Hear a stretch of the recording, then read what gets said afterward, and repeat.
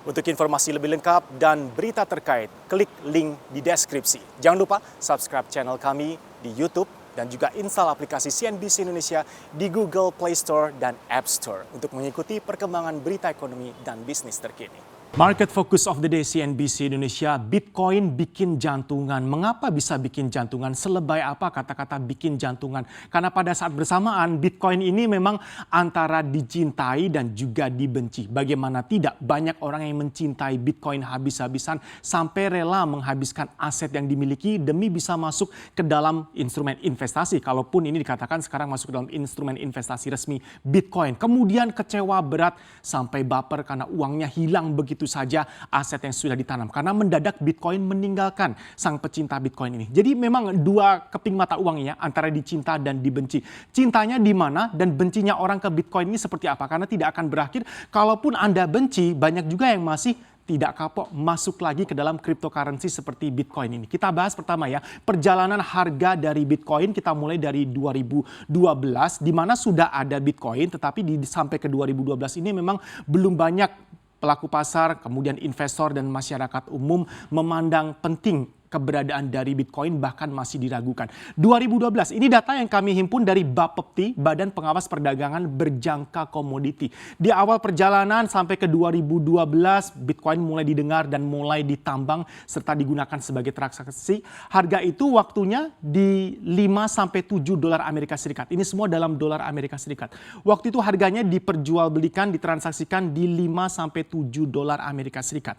2012, asumsinya waktu itu kurs rupiah kita masih ada di 9 ribuan. Sehingga ini mengantarkan harga Bitcoin rata-rata di tahun 2012 waktu itu masih 45 ribu rupiah per satu keping Bitcoin. Sama seperti ketika Anda membeli satu cup kopi dari franchise. Kemudian bertambah, 2013 semakin banyak orang berbicara mengenai Bitcoin, semakin banyak juga tempat-tempat atau negara yang mulai bisa menerima transaksi dengan menggunakan Bitcoin. Orang yang menambang pun jumlahnya juga semakin bertambah. Akhirnya rentang harganya naik di 10 sampai ke 300 dolar Amerika Serikat. Nah, mulai rame lagi nih, mulai banyak terekspos di internet juga karena 2013 memang ini juga sebagai initial stage di mana sosial media memegang peranan penting. Word of mouth dari mulut ke mulut akhirnya Bitcoin lebih banyak didengar. 2014 tambah lagi harganya naik dari 300 dolar Amerika Serikat. Di awal 2014 didorong ke atas, langsung dibawa, diboyong ke level sampai ke 700 dolar Amerika Serikat per BTC-nya. Tetapi kalau kita lihat, ini mulai para investor dan mereka-mereka yang masuk mulai tertarik ke dalam Bitcoin, melihat ada sinyal-sinyal, ada aja gejala bahwa Bitcoin ini volatilitasnya sangat tinggi dan bisa berubah kapanpun. Ini yang mulai membuat tanda tanya para investor dan calon investor aman atau tidak berinvestasi di Bitcoin. Karena dibanting dari 700 dolar Amerika Serikat per BTC di sepanjang tahun 2014, di akhir tahun drop langsung signifikan ke 300 dolar Amerika Serikat. Apakah berhenti di situ? Tidak. Ini masih ditinggalkan, banyak yang akhirnya mulai melepas Bitcoin karena sudah mulai ada panik di sana, ada panik attack karena harganya terus-menerus mengalami penurunan. Sehingga di 2015 harga Bitcoin di awal tahun ini didorong turun lagi dari 300 dolar menuju ke 200 dolar Amerika Serikat. 2015 juga rupanya bukan tahun yang baik bagi pergerakan rentang harga Bitcoin. Karena mata uang kripto ini diperdagangkan di 200 sampai ke 420 dolar Amerika Serikat per kepingnya. Meskipun tinggi juga angka 420 per BTC. Tetapi kalau kita bandingkan dengan 2014 masa puncaknya ini langsung turun. Kemudian kita lihat 2016 hingga 2017 mulai nih ada gegap gempita di Bitcoin kan harganya langsung terdorong tinggi. Banyak yang mulai berkerumun masuk ke dalam instrumen ini di 9.556 sampai ke 20.000 dolar Amerika Serikat per kepingnya. Next kita lihat perjalanan berikutnya 2018. Kalau tadi kita lihat di akhir tahun 2017 di 20.000, 2018 juga menunjukkan lagi nih bahwa Bitcoin ini semakin volatil atau pergerakan harganya tidak bisa tertebak, bisa berubah kapanpun. 13.657 di awal tahun turun drop langsung ke 3.742, bukan main-main, angka yang besar dalam ribuan dolar Amerika Serikat tapi langsung turun ya dari 13 ke 3.742. 2019 3.843 lebih tinggi dibandingkan tutup tahun 2018, naik lagi diantar ke 7.193. Ini semakin mengkonfirmasi bahwa tidak ada yang bisa dijadikan pegangan kalau kita berbicara mengenai Bitcoin dan pergerakan rentang harganya. 2020 luar biasa lagi, dari 7.193 di awal tahun 2020 harga Bitcoin diperdagangkan di $8.440 per Bitcoin, sampai ini amazing, masif sekali ya, $29.001 Amerika Serikat per kepingnya. Bagaimana orang tidak pada ngiler ya lihat angka seperti ini dan mulai bertanya, saya caranya masuk seperti apa sih? Cara saya bisa memperdagangkan transaksi sampai menambang seperti apa? 2021 tahun ini bahkan di tengah pandemi ini lebih wow lagi, angkanya mencengangkan, staggering, karena langsung naiknya tuh hampir ke 20 ribuan dolar Amerika Serikat.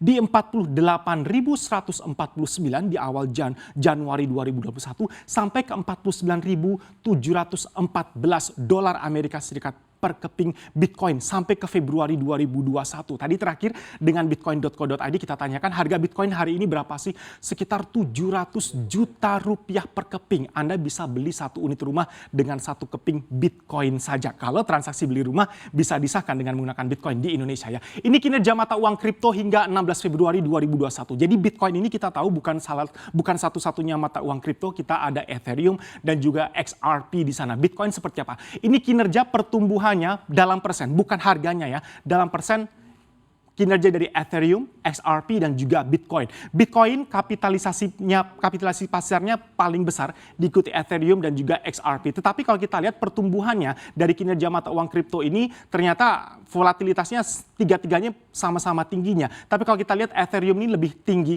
dibandingkan Bitcoin dan juga XRP. Ethereum sampai ke 16 Februari kinerjanya ini bertumbuh sampai ke 137,23%.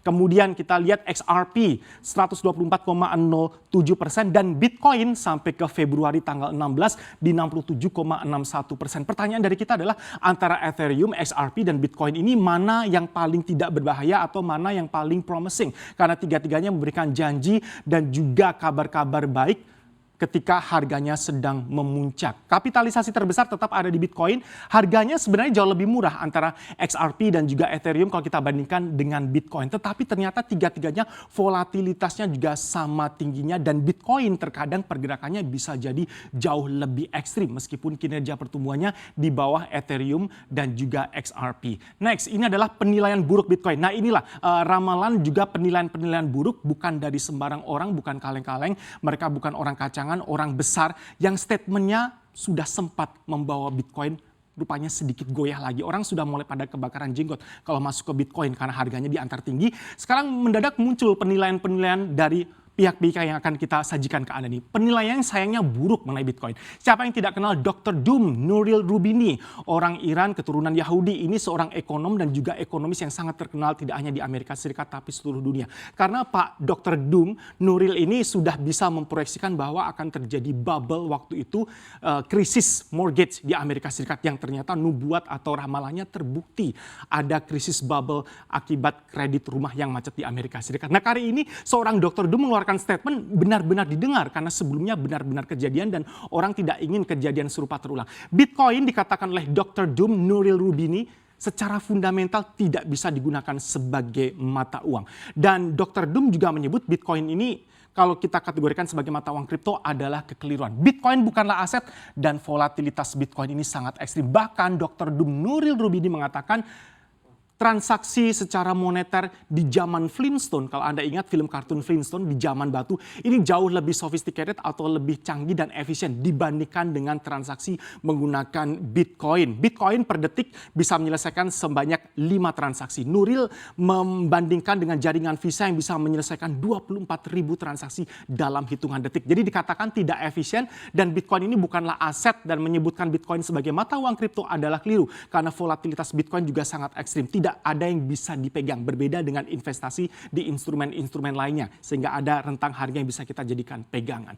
Next, siapa yang tidak kenal Bank of America dan juga JP Morgan, ini juga langsung didengarkan dan diamini apapun statement atau proyeksi dari mereka. Mereka mengatakan adalah Bitcoin adalah mother of bubble. Nah ini induk dari segala potensi bubble yang bisa terjadi, belajar dari pengalaman krisis mortgage di Amerika.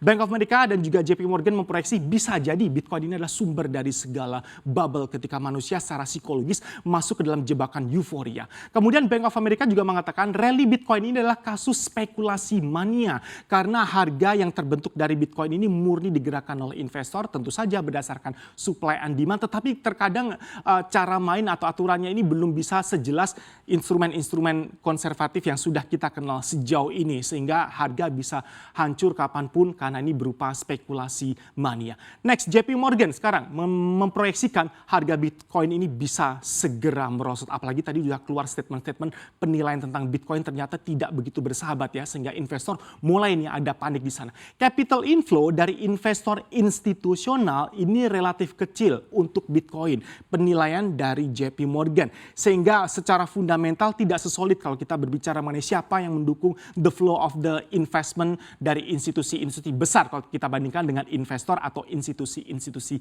kecil. Jadi sedikit investor institusional. Meskipun kemarin kita dengar ya, ada berita mengenai Elon Musk melalui Tesla yang membeli banyak Bitcoin dan akan memperbolehkan transaksi mobilnya menggunakan Bitcoin. Kemudian kita juga lihat Mastercard akan segera menggunakan Bitcoin di jaringannya di akhir tahun ini. Tapi tidak serta-merta bisa membuat Bitcoin ini akan lebih stabil karena investor institusionalnya masih sangat relatif kecil. Ini penilaian dari Bank of America dan juga JP Morgan. Terakhir, tidak kalah tidak didengarkannya Oma Janet Yellen karena mereka sudah mengamini semua statement dari Janet Yellen mengingat pengalaman Oma Janet ini di The Federal Reserve sebelumnya ya.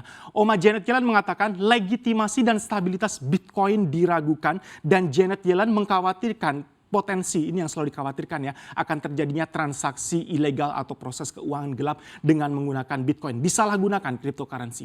Kemudian mekanisme transaksi juga tidak efisien seperti Dr. Doom tadi mengatakan, bahkan transaksi di zaman batu era Flintstone jauh lebih efisien dibandingkan menggunakan Bitcoin. Kemudian asetnya sangat spekulatif. Kemudian kalau dari sisi environmentally friendly, Janet Yellen juga mengatakan ketika Anda menjadi seorang penambang Bitcoin, energi yang harus Anda keluarkan untuk menambang Bitcoin dan prosesnya pun akan memakan banyak sekali energi karena tentu saja spek dari komputer yang diperlukan, GPU dan sebagainya akan memakan banyak sekali energi, belum waktu yang harus Anda habiskan dan maksimalkan untuk bisa menambang Bitcoin. Ini 3 penilaian membuat Bitcoin antara cinta dan dibenci. Untuk saat ini sepertinya banyak dibenci, banyak akan goyah dan didorong turun, tapi siapa tahu Bitcoin bisa kembali bangkit dan kembali dicintai. Yang jelas, kembali ke profil resiko kita masing-masing. Satu hal yang pasti, kita harus lebih teliti dan jeli dalam berinvestasi.